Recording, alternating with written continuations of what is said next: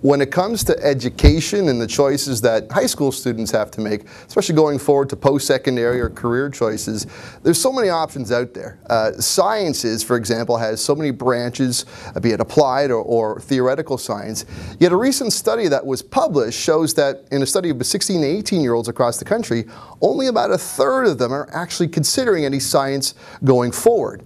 This brings concern to certain people, and it's causing a bit of a public outreach. And one of the people who's speaking on behalf of science is someone who used science as a backdrop to the beginning of their career. There's certainly a lot of knowledge of who this is. He's made himself famous as one of the dragons on CBC Dragon's Den, and it's Brett Wilson.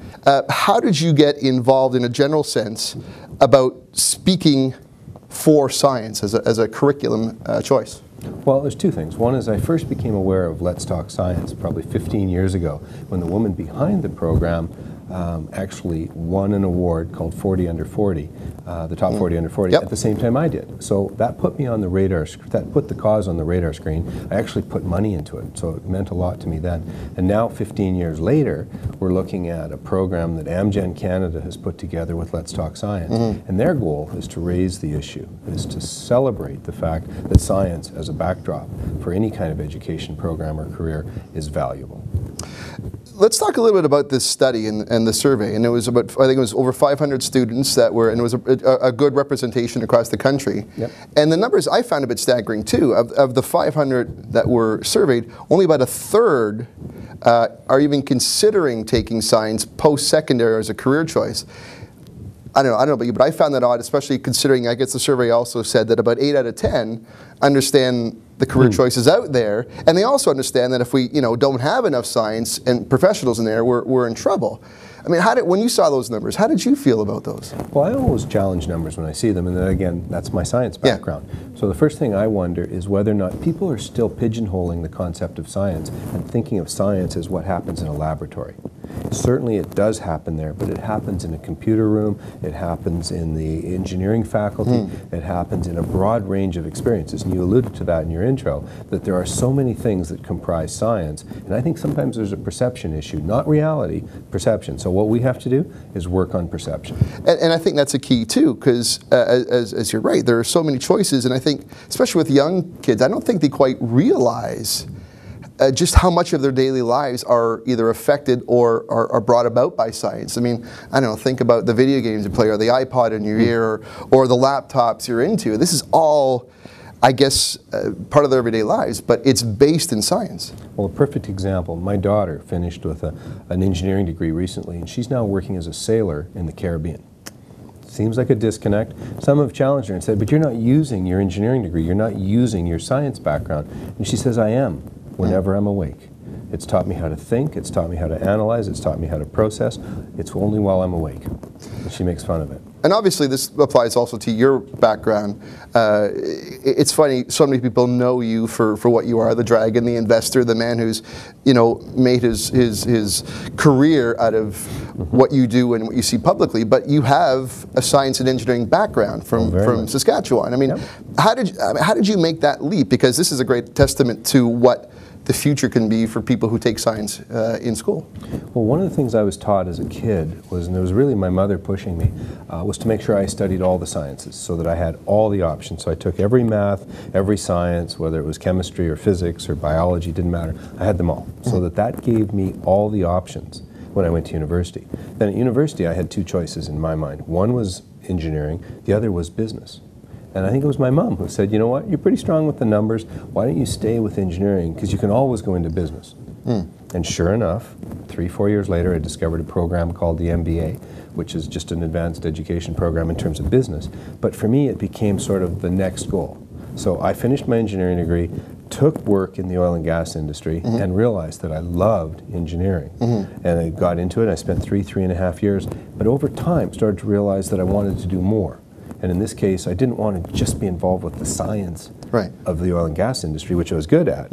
I wanted to be involved with the management decisions, the financing, the marketing, the business of creating wealth in the oil and gas industry. So that's how I evolved. So I use science as my platform. And let me tell you that as a marketing advantage, as a competitive advantage, my understanding of my engineering background ran circles around a few of our competitors as a result. It's funny that you mentioned your mom earlier on. I know part of the Let's Talk Science group is obviously advocating making science fun and the way it's taught in schools. Yep. But we all know, as you're a parent, and I'm a parent as well, a lot of what our children become starts at home. Yep. How, in your any thoughts or ideas, how do we encourage or advocate or promote the interest in science in our children, not just as teenagers, but right from the very beginning? What are some of the thoughts you have on that? Well, there's several things. First of all, the primary objective I would have in terms of educating people is awareness, making people aware of all the options that are out there. That was certainly something my mom did. It was the whole concept of you can be anything, and then start guiding them. And in the case of my ex-wife, ex now, but my wife and I were both engineers. It was fairly obvious at some point that my kids would pick up on the fact that we had a strong background in mathematics, science, all the numbers side of the game. And so it was inevitable. All three of my kids have ended up, one's doing a PhD in science, one working on his master's, and the other's already graduated with an engineering degree. Right. So science is of interest to them, right, clearly. And they see it, though, as a great platform. It's learning how to learn, and it really doesn't matter whether you've gone down a narrow path like learning to design games in a computer science world, or a more generic in the science of psychology, and some of the softer sciences, as you'd call them. They're all still sciences. You know, it's funny, a good personal story just happened last weekend. I mean, I have 4 children, 3 boys, and we have a membership to the Toronto Zoo here. It's one of the great zoos in the world, and we've been there dozens of times. But for whatever reason, on this past weekend when we went, my 3 boys had it in their head that we're going to bring a little notepad along. And we went to several pavilions, and they had it in their mind every time they learned something, they had to jot it down. And it was great because you see all these people looking, what are they doing? And then they got home and they reviewed their information, they started drawing pictures. How as parents could we not support that kind of thing? Because it just proves that it's learning, but boy, they're having fun too. Yep. And that's really the point you're making, is that the world is the laboratory, not the laboratory is the world. Exactly. Now, with your role in Dragons then, I'm curious if you, because of your background, maybe have a penchant or perhaps maybe a softer spot for entrepreneurs that come up there that pitch something that might be rooted in science or scientific. Have you ever found yourself leaning more towards that? Or? Well, I don't think the word soft spot is correct, but I have an increased ability to analyze and synthesize. So when we see things come on that have got a technical bent, I'm drawn to them because I understand them. Right. Again, not a matter of being weak and soft, and it wasn't you were implying that I was that I was wrong. Just maybe but that's certainly I have an affinity for that area, and whether it's the 18-year-old who had invented a unicycle that had its own sensors, so it was a motorcycle. I remember that. An amazing device. Now, you know what? I invested in that guy because I believed in him. The kid was a mad scientist. He's a genius at the age of 18. He's now at MIT. And guess what? We're not following. The business that I invested in is not making the Uno. It's making another, not the second prototype. We're already on the 3rd prototype. I invested in a mad scientist. Love the kid. And that's great. He's probably, because of his passion, it's going to fuel him through the troubled times as well. Oh yeah, and a quick shout out to Ben Gulak. I'm sorry if I called you mad. No. But you are nuts. And philanthropy is obviously important for you as well, and you're known as the giving dragon as well. And well, it may be hard to make a direct correlation and comparison between science and giving and the greater good. I wonder if you have any thoughts about how, in fact, how science has been applied in so many ways in our daily lives that we don't take for granted, how our knowledge and those who study and become, professionals in science have perhaps contributed to our overall greater good. Is there some linkage you might make in that comparison? Well, science and so many branches of it are what advances the world. The status quo, science has never accepted that it is. I mean, there was a flat Earth society at one time. We got over that. There was people who said the internet will never grow to anything meaningful. Right. We've got over that. And again, it's science that's at the forefront of all the changes, whether it's in human psychology, human dynamics, or computers. It doesn't matter. Science is what's advancing the fronts. And that applies then in terms of how it's relevant to every single charity, because it's relevant in terms of bringing water to the world. It's the application of some sand filters that a friend of mine was involved with. She's impacted 4 million people in the world with a sand filter. There's just so many different technologies. Afghanistan has the most advanced phone system in the world. Brought to Afghanistan, the technology and tools came out of Vancouver. Kid's a genius. Anyway, science. It's relevant in so many ways. Now, there's a lot of challenges that I guess the world faces, and science is necessary to solve them. I sort of alluded off camera that I have the honor of going across the country and speaking to high school kids myself about, my talk is climate change. But one of the messages that I really give to them is maybe they weren't the ones who created the problem, but by taking ownership versus feeling entitled to somebody else, by owning the problem, now they have a chance in being part of the solution. And part of that solution, I mean, if they're 16 years old, they don't know what they want to do for a living.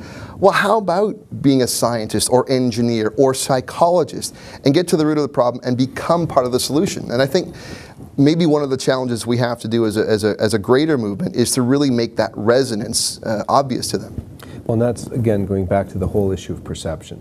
Sometimes the perception of what constitutes science is very narrow, when the reality is, and you just shared it, the breadth of things that are brought to impact. For example, in global climate change, you have climatologists, you have physicists, you have biologists, you have weather forecasting. I mean, the range that's impacting, of course, computer technology, internet, weather gathering systems, weather, flight simulation, everything that's involved in trying to bring that information together. And there's literally millions of scientists around the world involved with all aspects of climate change. And that's just one aspect of what we do. If somebody wants to really carry forward with some of the resources that you might be talking about, if it's a student at school or a teacher or a parent, what are some of the resources that they could use to help foster an interest in science? Well, Let's Talk Science has actually developed 3 websites that all are sort of slotted for different age groups. At the early ages, we've got wingsofdiscovery.ca, which is really targeted at early childhood development, and it's very interactive, it's very friendly, very easy to use. There's Wings of Discovery starts it, and then we've got Curiosity. And it's curiosity.ca, and that's a really cool website because that gets into questions like, why are there dimples on a golf ball? I mean, it starts getting into the question and answer. Why will my golf ball not fly straight? Really, it doesn't. Well, that's a separate problem. Yeah, that's right. That would be your elbow. But so we have a lot of fun with, and Curiosity is really aimed at, I would call it teenagers, but every kid from 5 to 12 wants to be a teenager, so it's really aimed at youth. And then the broad website, the bigger picture website, which is really aimed at educators and children, if you will, of all ages, is letstalkscience.ca. So very logical, and that's the place where I spend most of my time when I'm playing around. Well, you never had those resources back in your day when you were a child learning about science. What stoked your interest? Well, when I was born, I wanted to know, how big is the world? And I still remember that first question that every kid asks, which is, why is the sky blue? And it still annoys me because I don't know the answer. I can't, at least I can't remember the answer. But that's what piques. I mean, that's the early childhood curiosity is what we need to capture and build on, because every kid wants to know more.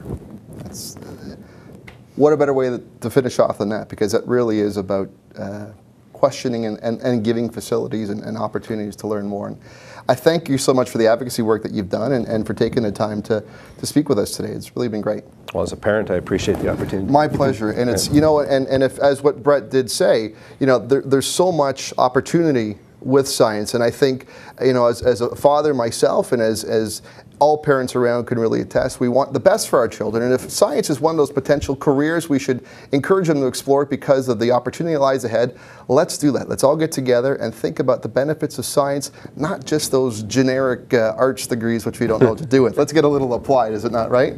Well, that's it for this time. For the Yummy Mummy Club, who's your daddy? Well, that's me. I'm Eric Novak. I'll see you next time.